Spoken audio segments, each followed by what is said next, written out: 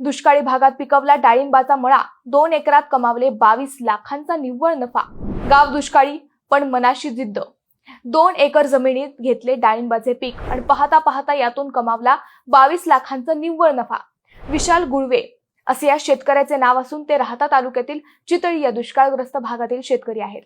गुळवे यांनी 2020-21 मध्ये मुरमट व मध्यम स्वरूपाच्या 2 एकर जमिनीत भगवा शेंद्री प्रजातीच्या तब्बल 850 रोपांची लागवड केली। सुरुवातीला बागेच्या मुळाशी शेणखताचा योग्य प्रमाणात वापर करून मातीची सुपीकता वाढवली। शेतात बोरवेल, विहीर व शेततळे या साधनांमुळे पाणी उपलब्ध झाल्याने सिंचनाची पक्की सोय निर्माण झाली। काटेकोर सिंचन, वेळेवर छाटणी, रोग नियंत्रण फवारण्या तसेच सूक्ष्म अन्नद्रव्याचा वापर यामुळे बागेची वाढ जोमदार झाली। याशिवाय परागीभवनासाठी मधमाशांच्या पेट्यांचा त्यांनी वापर केला।